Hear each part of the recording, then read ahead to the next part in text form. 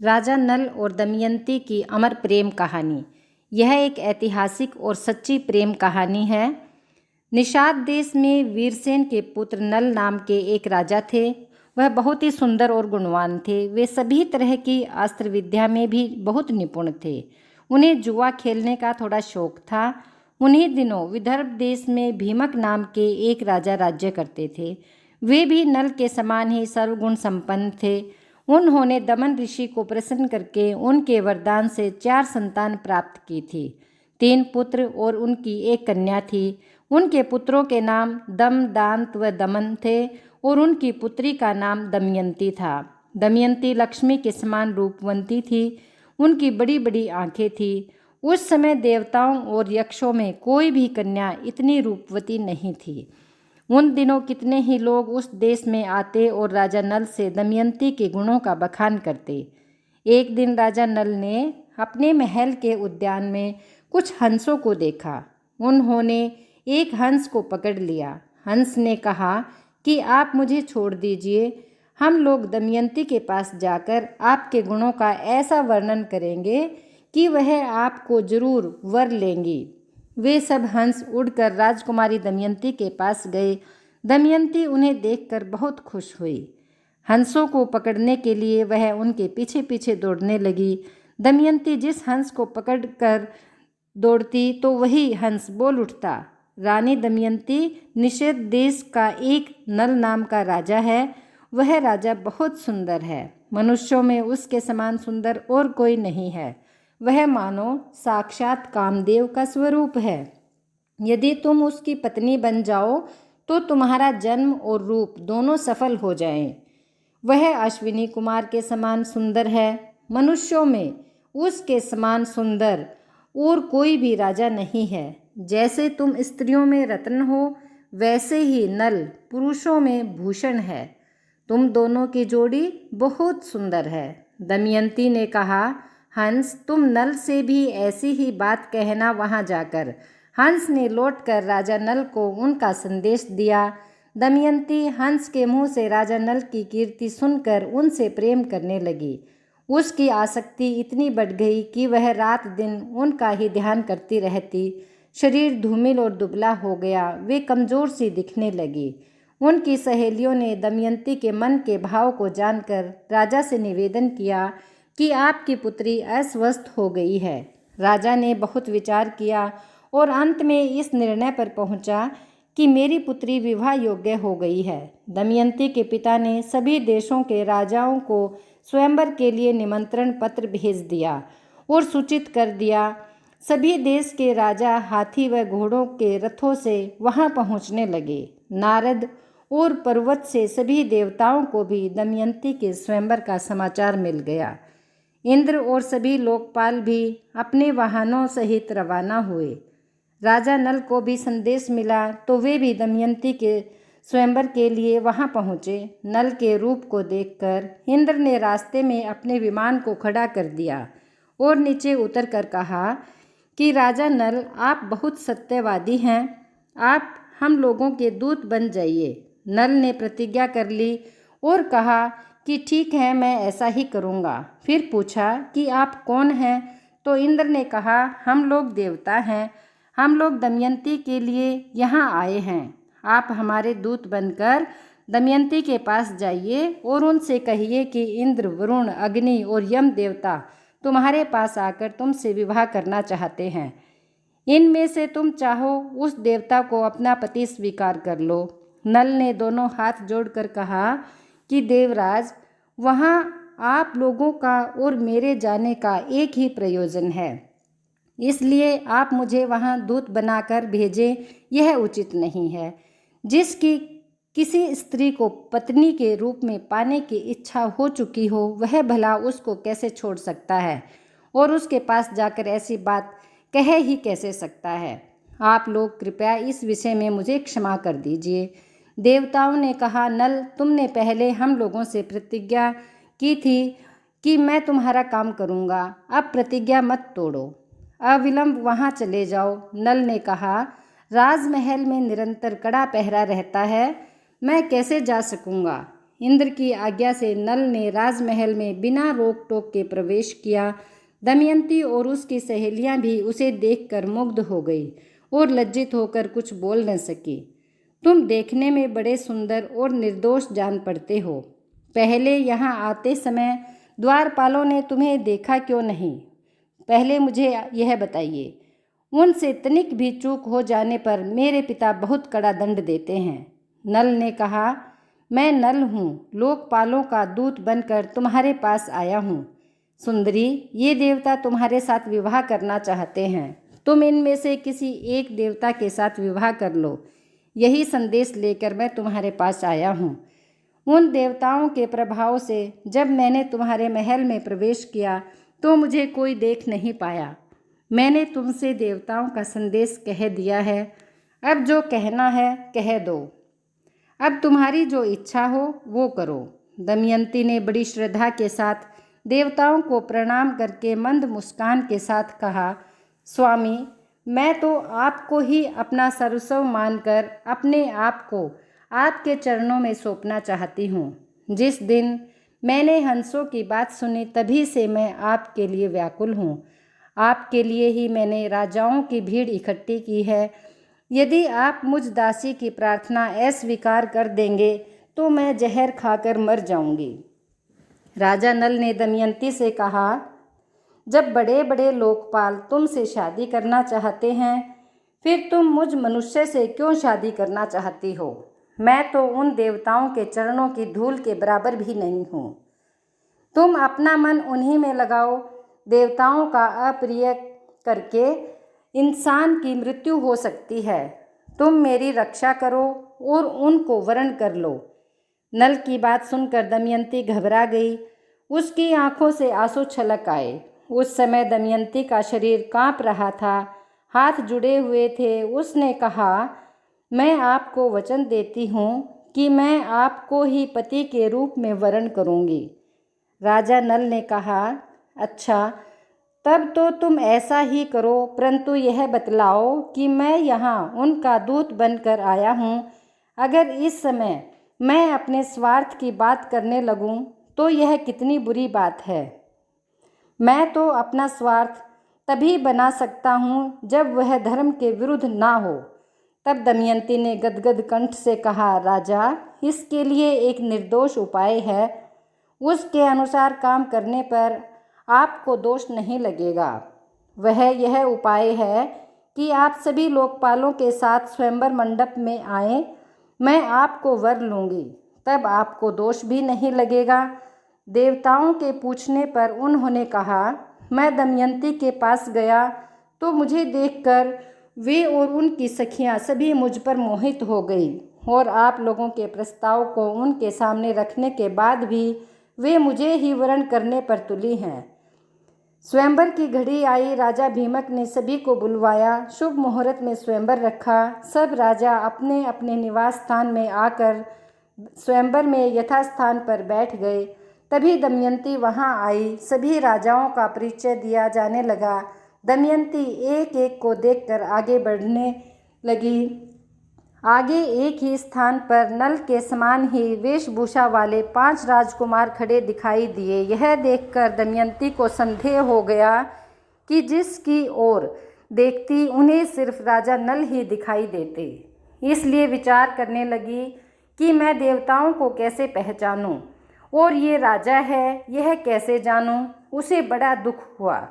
अंत में दमयंती ने यही निश्चय किया कि देवताओं की शरण में जाना ही उचित है। हाथ जोड़कर प्रणाम पूर्वक स्तुति करने लगी।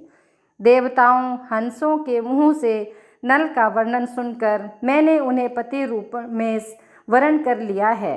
मैंने नल की आराधना के लिए ही यह व्रत शुरू कर लिया है। आप लोग अपना रूप प्रकट कर दें जिससे मैं राजा नल को पहचान लूँ।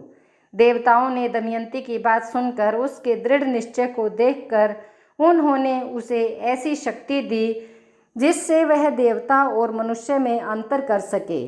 दमयंती ने देखा कि शरीर पर पसीना नहीं है, पलकें गिरती नहीं है, माला कुम्हलाई नहीं है, शरीर स्थिर है, शरीर पर धूल व पसीना भी नहीं है। दमयंती ने इन लक्षणों को देखकर ही राजा नल को पहचान लिया। जिस समय दमयंती के स्वयंवर से लौटकर इंद्र व अन्य लोकपाल अपने अपने लोकों को जा रहे थे, उस समय उनके मार्ग में ही कलयुग और द्वापर से भेंट हो गई। इंद्र ने पूछा, कलयुग कहाँ जा रहे हो? कलयुग ने कहा, मैं दमयंती के स्वयंवर में उससे विवाह करने के लिए जा रहा हूँ। इंद्र ने कहा, अरे स्वयंवर तो कब का पूरा हो गया। दमयंती ने राजा नल का वरण कर लिया है, हम लोग देखते ही रह गए। कलयुग ने क्रोध में भरकर कहा, तब तो यह अनर्थ हो गया। उसने देवताओं की उपेक्षा करके मनुष्य को अपनाया है, इसलिए उसको दंड देना चाहिए। देवताओं ने कहा, दमयंती ने हमारी आज्ञा प्राप्त करके ही नल को वरण किया है। वास्तव में नल सर्वगुण संपन्न और उसके योग्य है। वे समस्त धर्मों के जानकार हैं। उन्होंने इतिहास पुराणों सहित वेदों का भी अध्ययन किया है। उनको श्राप देना तो नरक में धधकती आग में गिरने के समान है। अब कलयुग ने द्वापर से कहा, मैं अपने क्रोध को शांत नहीं कर सकता, इसलिए मैं नल के शरीर में निवास करूँगा। मैं उसे राज्यच्युत करके ही दम लूँगा, तब वह दमयंती के साथ नहीं रह सकेगा। इसलिए तुम भी जुए के पासों में प्रवेश करके मेरी सहायता करना। द्वापर ने उसकी बात स्वीकार कर ली। द्वापर और कलयुग दोनों ही नल की राजधानी में आ बसे। 12 वर्ष तक वे इस बात की प्रतीक्षा में रहे कि नल में कोई दोष दिख जाए। एक दिन राजा नल संध्या के समय लघु शंका से निवृत्त होकर पैर धोए बिना ही आचमन करके संध्या वंदन करने बैठ गए। यह अपवित्र अवस्था देखकर कलयुग उनके शरीर में प्रवेश कर गया। कलयुग दूसरा रूप धारण करके वह पुष्कर बनकर उसकी बात स्वीकार करके राजा के पास आया और बोला, तुम नल के साथ जुआ खेलो, मेरी सहायता करो। जुए में जीतकर निषद राज का राज्य प्राप्त कर लो। पुष्कर उसकी बात स्वीकार करके नल के पास गया। द्वापर भी पासे का रूप धारण करके उसके साथ चल पड़ा। जब पुष्कर ने राजा नल को जुआ खेलने का आग्रह किया, तब राजा नल दमयंती के सामने अपने भाई की बार बार की ललकार सह न सके। उन्होंने पासे खेलने का निश्चय किया।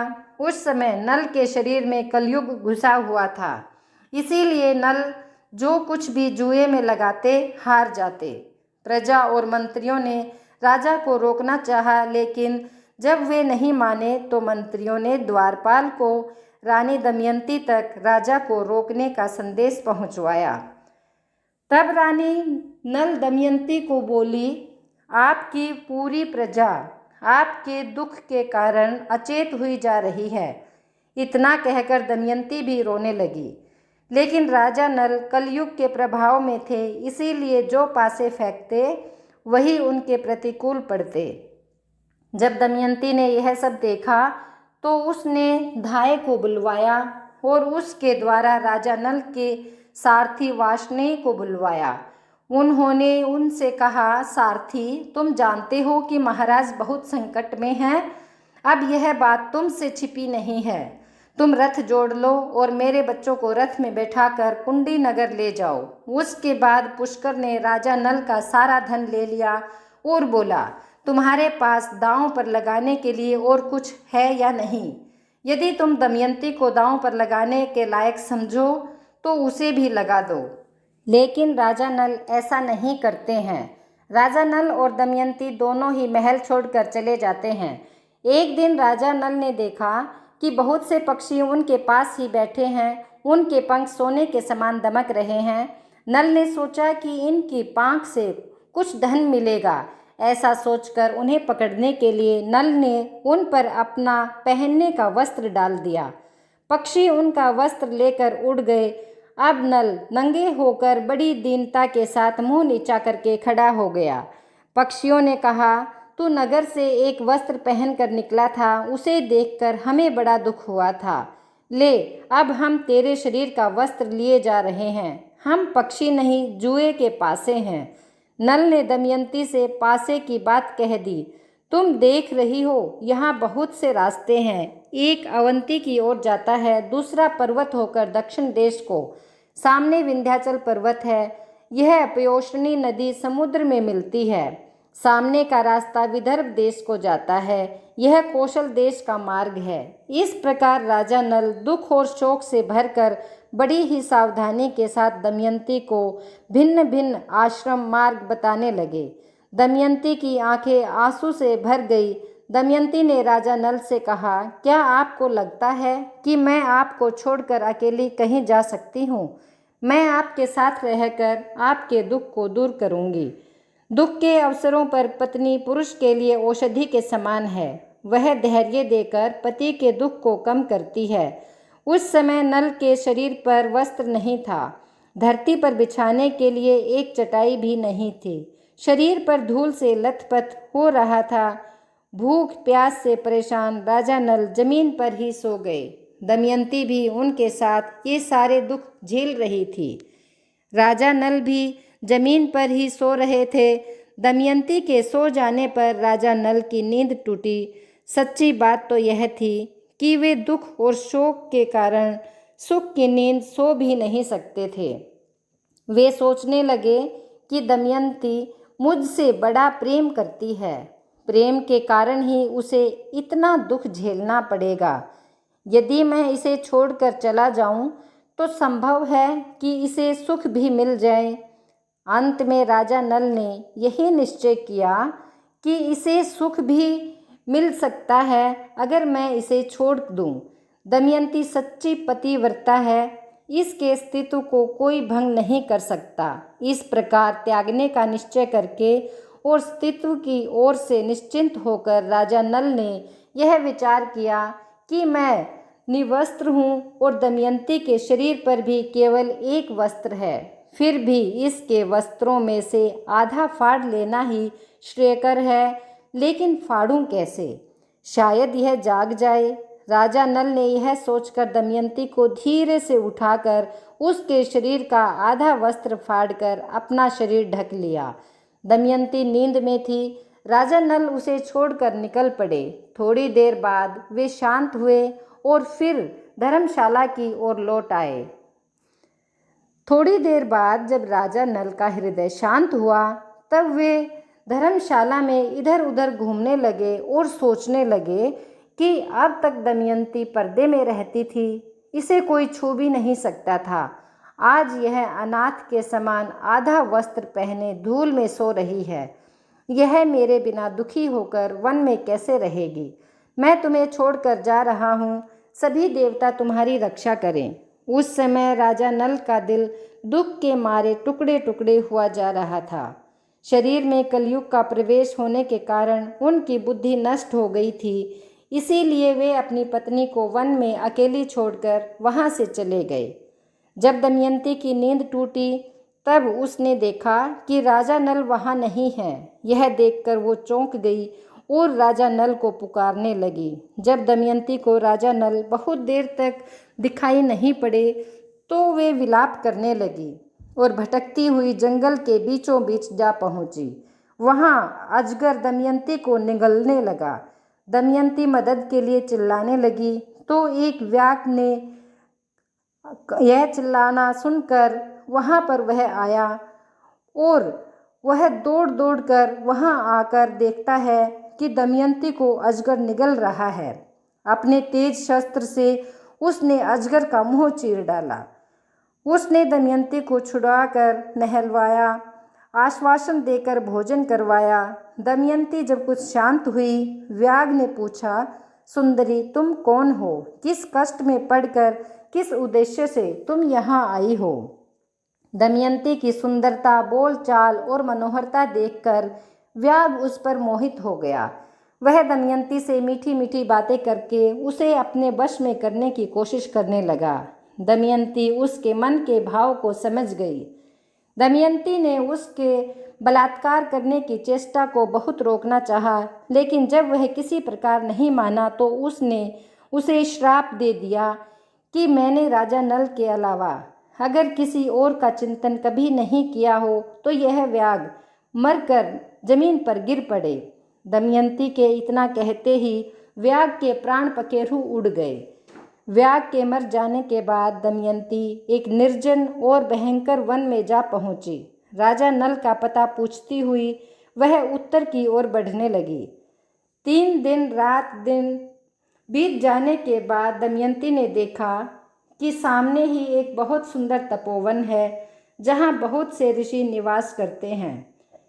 उसने आश्रम में जाकर बड़ी नम्रता के साथ प्रणाम किया और हाथ जोड़कर खड़ी हो गई। ऋषियों को प्रणाम किया। ऋषियों ने दमयंती का सत्कार किया और उसे बैठने को कहा। दमयंती ने एक भद्र स्त्री के समान सभी के हालचाल पूछे। फिर ऋषियों ने पूछा कि आप कौन हैं। तब दमयंती ने अपना पूरा परिचय दिया और अपनी सारी कहानी ऋषियों को सुनाई। तब सारे तपस्वी उसे आशीर्वाद देते हैं कि थोड़े ही समय में निषद के राजा को उनका राज्य वापस मिल जाएगा। उसके शत्रु भयभीत होंगे, वह मित्र प्रसन्न होंगे और कुटुंबी आनंदित होंगे। इतना कहकर सभी ऋषि अंतर्ध्यान हो गए। दमयंती रोती हुई एक अशोक के वृक्ष के पास पहुंचकर बोली, तू मेरा शोक मिटा दे। शोक रहित अशोक, तू मेरा शोक मिटा दे। क्या कहीं तूने राजा नल को शोक रहित देखा है? तू अपने शोक नाशक नाम को सार्थक कर। दमयंती ने अशोक की परिक्रमा की और वह आगे बढ़ी। उसके बाद आगे बढ़ी तो बहुत दूर निकल गई। वहाँ उसने देखा कि हाथी घोड़ों और रथों के साथ व्यापारियों का एक झुंड आगे बढ़ रहा है। व्यापारियों के प्रधान से बातचीत करके दमयंती को जब यह पता चला कि वे सभी चेदी देश जा रहे हैं तो वह भी उनके साथ हो गई। कई दिनों तक चलने के बाद वे व्यापारी एक भयंकर वन में पहुँचे।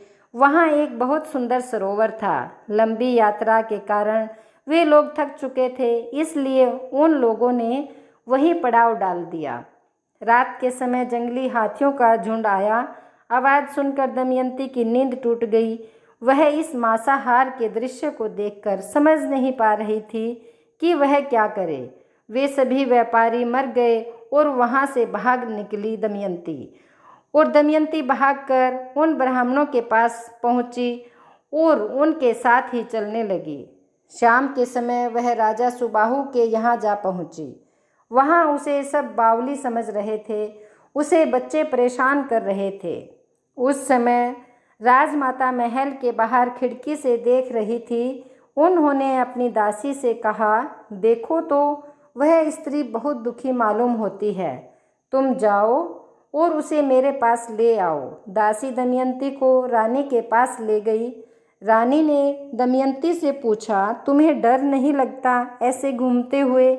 तब दमयंती ने बोला कि मैं एक पतिव्रता स्त्री हूँ। मैं हूँ तो कुलीन, पर दासी का काम करती हूँ। तब रानी ने बोला, ठीक है, तुम महल में ही रह जाओ। तब दमयंती कहती हैं कि मैं यहाँ रह तो जाऊँगी, पर मेरी 3 शर्त हैं। मैं झूठा नहीं खाऊंगी, पैर नहीं धोऊंगी और पर पुरुष से बात नहीं करूंगी। रानी ने कहा, ठीक है, हमें तुम्हारी ये शर्तें मंजूर हैं। जिस समय राजा नल दमयंती को सोती हुई छोड़कर आगे बढ़े, उस समय वन में आग लग रही थी। तभी नल को आवाज़ आई, राजा नल शीघ्र दौड़ो, मुझे बचाओ। नागराज कुंडली बांध कर पड़ा हुआ था। उसने नल से कहा, राजन, मैं करकोटक नाम का सर्प हूँ। मैंने नारद मुनि को धोखा दिया था। उन्होंने शाप दिया कि जब तक राजा नल तुम्हें न उठावे तब तक यहीं पड़े रहना। उनके उठाने पर तू शाप से छूट जाएगा। उनके शाप के कारण मैं यहाँ से एक भी कदम आगे नहीं बढ़ सकता। तुम इस श्राप से मेरी रक्षा करो। मैं तुम्हें हित की बात ही बताऊंगा और तुम्हारा मित्र बन जाऊंगा। मेरे भार से डरो मत, मैं अभी हल्का हो जाता हूँ। वह अंगूठे के बराबर हो गया। नल उसे उठाकर दावानल से बाहर ले आए। कारकोटक ने कहा, तुम अभी मुझे जमीन पर मत डालो, कुछ कदम गिन कर चलो। राजा नल ने जो ही पृथ्वी पर 10वां कदम चला और उन्होंने कहा 10, तो ही कारकोटक ने उन्हें डस लिया। उसका नियम था कि जब कोई बोले 10 तभी वह डसता था। आश्चर्यचकित नल से उसने कहा, महाराज, तुम्हें कोई पहचान न सके इसीलिए मैंने डस के तुम्हारा रूप बदल दिया है। कलयुग ने तुम्हें बहुत दुख दिया है। अब मेरे विष से वह तुम्हारे शरीर में बहुत दुखी रहेगा। तुमने मेरी रक्षा की है, अब तुम्हें हिंसक पशु पक्षी शत्रु का कोई भय नहीं रहेगा। अब तुम पर किसी भी विष का प्रभाव नहीं होगा और युद्ध में हमेशा तुम्हारी जीत होगी। यह कहकर कारकोटक ने 2 दिव्य वस्त्र दिए और वह अंतर्ध्यान हो गया। राजा नल वहाँ से चलकर 10वें दिन राजा ऋतुपर्ण की राजधानी अयोध्या में पहुँच गया। उन्होंने वहाँ राज दरबार में निवेदन किया कि मेरा नाम बाहुक है। मैं घोड़ों को हाँकने और उन्हें तरह तरह की चालें सिखाने का काम करता हूँ। घोड़ों की विद्या मेरे जैसा निपुण इस समय पृथ्वी पर कोई नहीं है। रसोई बनाने में भी मैं बहुत चतुर हूँ। हस्त कौशल के सभी काम और दूसरे कठिन काम करने की भी चेष्टा करूँगा। आप मेरी आजीविका निश्चित करके मुझे काम पर रख लीजिए। उसकी सारी बात सुनकर राजा ऋतुपर्ण ने कहा, बाहुक, मैं सारा काम तुम्हें सौंपता हूँ, लेकिन मैं शीघ्रगामी सवारी को विशेष पसंद करता हूँ। तुम्हें हर महीने सोने की 10,000 मोहरें मिला करेंगी, लेकिन तुम कुछ ऐसा करो कि मेरे घोड़ों की चाल तेज हो जाए। इसके अलावा तुम्हारे साथ वाष्णे और जीवल हमेशा उपस्थित रहेंगे। राजा नल रोज दमयंती को याद करते और दुखी होते कि दमयंती भूख प्यास से परेशान न जाने किस स्थिति में होगी। इसी तरह राजा नल ने दमयंती के बारे में सोचते हुए कई दिन बिता दिए। ऋतुपर्ण के पास रहते हुए उन्हें कोई न पहचान सका। जब राजा विदर्भ को यह समाचार मिला कि मेरे दामाद नल और पुत्री राजपाट विहीन होकर वन में चले गए हैं, तब उन्होंने सुदेव नाम के एक ब्राह्मण को नल दमयंती का पता लगाने के लिए चेदी नरेश के राज्य में भेजा। उसने एक दिन राजमहल में दमयंती को देख लिया। उस समय राजा के महल में पुण्य वाचन हो रहा था। दमयंती, सुनंदा एक साथ बैठकर ही वह कार्यक्रम देख रही थी। सुदेव ब्राह्मण ने दमयंती को देखकर सोचा कि वास्तव में यही भीमक नंदिनी है। मैंने इसके जैसा रूप पहले देखा था, वैसा अब भी देख रहा हूँ। बड़ा अच्छा हुआ, इसे देख लेने से मेरी पूरी यात्रा सफल हो गई। सुदेव दमयंती के पास गया और उससे बोला, दमयंती, मैं तुम्हारे भाई का मित्र सुदेव हूँ। मैं तुम्हारे भाई की आज्ञा से तुम्हें ढूंढने यहाँ आया हूँ। दमयंती ने ब्राह्मण को पहचान लिया। वह सबका कुशल मंगन पूछने लगी और पूछते पूछते रो पड़ी। सुनंदा दमयंती को रोता देख घबरा गया। उसने अपनी माता के पास जाकर उन्हें सारी बात बताई। राजमाता तुरंत अपने महल से बाहर निकल कर आई। ब्राह्मण के पास जाकर पूछने लगी, महाराज, ये किसकी पत्नी है, किसकी पुत्री है, अपने घर वालों से कैसे बिछुड़ गए? तब सुदेव ने उनका पूरा परिचय उसे दिया। सुनंदा ने अपने हाथों से दमयंती का ललाट धो दिया, जिससे उसकी बाहों के बीच का लाल चिन्ह चंद्रमा के समान प्रकट हो गया। उसके ललाट का वह तिल देखकर सुनंदा व राजमाता दोनों ही रो पड़े। राजमाता ने कहा, मैंने इस तिल को देखकर पहचान लिया है कि तुम मेरी बहन की पुत्री हो। उसके बाद दमयंती अपने पिता के घर चली गई। अपने पिता के घर एक दिन विश्राम करके दमयंती अपनी माता से कहा कि माँ, मैं आपसे सच कहती हूँ, यदि आप मुझे जीवित रखना चाहती हैं तो आप मेरे पतिदेव को ढूंढवा दीजिए। रानी ने उनकी बात सुनकर नल को ढूंढवाने के लिए ब्राह्मणों को नियुक्त किया। ब्राह्मणों से दमयंती ने कहा कि आप लोग जहाँ भी जाएं, वहाँ भीड़ में जाकर यह कहें कि मेरे प्यारे छलिया, तुम मेरी साड़ी में से आधी फाड़कर अपनी दासी को उसी अवस्था में आधी साड़ी में आपका इंतजार कर रही है। मेरी दशा का वर्णन कर दीजिएगा और ऐसी बात कहिएगा जिससे वे प्रसन्न हों और मुझ पर कृपा करें। बहुत दिनों के बाद एक ब्राह्मण वापस आया उसने दमयंती से कहा कि मैंने राजा ऋतुपर्ण के पास जाकर भरी सभा में आपकी बात दोहराई तो किसी ने कुछ जवाब नहीं दिया। जब मैं चलने लगा तब बाहुक नाम के सारथी ने मुझे एकांत में बुलाया। उसके हाथ छोटे व शरीर कुरूप है। वह लंबी सांस लेकर रोता हुआ मुझसे कहने लगा, उच्च कुल की स्त्रियों के पति उन्हें छोड़ भी देते हैं तो भी वे अपने शील की रक्षा करती हैं। त्याग करने वाला पुरुष विपत्ति के कारण दुखी और अचेत हो रहा था, इसीलिए उस पर क्रोध करना उचित नहीं है। लेकिन वह उस समय बहुत परेशान था। जब वह अपनी प्राण रक्षा के लिए जीविका चाह रहा था तब पक्षी उसके वस्त्र लेकर उड़ गए। जब ब्राह्मण ने यह बात बताई तो दमयंती समझ गई कि वे राजा नल ही हैं। ब्राह्मण की बात सुनकर दमयंती की आंखों में आंसू भर आए। उसने अपनी माता को सारी बात बताई। तब उन्होंने कहा, आप यह बात अब अपने पिताजी से ना कहें। मैं सुदेव ब्राह्मण को इस काम के लिए नियुक्त करती हूँ। तब दमयंती ने सुदेव से कहा, ब्राह्मण देवता, आप जल्दी से जल्दी अयोध्या नगरी पहुँचो। राजा ऋतुपर्ण से यह बात कहिए कि दमयंती ने फिर से स्वेच्छा अनुसार पति का चुनाव करना चाहती है। बड़े बड़े राजा और राजकुमार जा रहे हैं। स्वयंवर की तिथि कल ही है, इसीलिए यदि आप पहुंच सके तो वहां जाइए। नल के जीने अथवा मरने का किसी को पता नहीं है, इसीलिए वह कल सूर्योदय पूर्व ही पति वरण करेंगी। दमयंती की बात सुनकर सुदेव अयोध्या गए और उन्होंने राजा ऋतुपर्ण से सब बातें कह दी। सुदेव की बातें सुनकर बाहुक को बुलाया और कहा, बाहुक, कल दमयंती का स्वयंवर है और हमें जल्दी से जल्दी वहां पहुंचना है। यदि तुम मुझे जल्दी वहां पहुंचा दो तो समझो कि यह काम सफल हो जाएगा और मैं वहां पहुंच जाऊंगा। ऋतुपर्ण की बात सुनकर नल का कलेजा फटने लगा। सोचा कि दमयंती ने दुखी और अचेत होकर ही ऐसा किया होगा। संभव है वह ऐसा नहीं करना चाहती हो। नल ने शीघ्रगामी रथ में 4 श्रेष्ठ घोड़े जोत लिए। राजा ऋतुपर्ण रथ पर सवार हो गए। रास्ते में ऋतुपर्ण ने उसे पासे पर वशीकरण की विद्या सिखाई, क्योंकि उसे घोड़ों की विद्या सीखने का लालच था। जिस समय राजा नल ने यह विद्या सीखी उसी समय कलयुग राजा नल के शरीर से बाहर आ गया।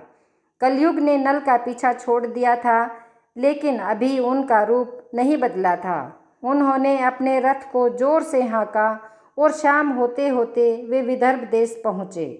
राजा भीमक के पास समाचार भेजा गया। उन्होंने ऋतुपर्ण को अपने यहाँ बुलवा लिया। ऋतुपर्ण के रथ की गूंज से दिशाएं गूंज उठी। दमयंती रथ की घरघराहट से समझ गई कि जरूर इसको हाँकने वाले मेरे पति देव हैं। यदि आज वे मेरे पास नहीं आएंगे तो मैं आग में कूद जाऊंगी। उसके बाद अयोध्या नरेश ऋतुपर्ण जब राजा भीमक के दरबार में पहुँचे तो उनका बहुत आदर सत्कार हुआ। भीमक को इस बात का बिल्कुल पता नहीं था कि वे स्वयंवर का निमंत्रण पाकर यहाँ आए हैं। जब ऋतुपर्ण ने स्वयंवर की कोई तैयारी नहीं देखी तो उन्होंने स्वयंवर की बात को दबा दिया और कहा कि मैं तो सिर्फ आपको प्रणाम करने के लिए चला आया। भीमक सोचने लगे कि 100 योजन से अधिक दूर कोई प्रणाम करने तो नहीं आ सकता, लेकिन वे यह सोचकर छोड़कर भीमक के सत्कार में लग गए। बाहुक वार्ष्णेय के साथ अश्वशाला में ठहरकर घोड़ों की सेवा में लग गया। दमयंती आकुल हो गई कि रथ की ध्वनि तो सुनाई दे रही थी, पर कहीं भी मेरे पति के दर्शन नहीं हो रहे। हो ना हो वार्ष्णेय ने उनसे रथ विद्या सीख ली होगी। तब उसने अपनी दासी से कहा कि हे दासी, तू जा और इस बात का पता लगा कि यह कुरूप पुरुष कौन है। संभव है कि यही हमारे पतिदेव हों। मैंने ब्राह्मणों द्वारा जो संदेश भेजा था वही उसे बतलाना और उसका उत्तर मुझसे कहना।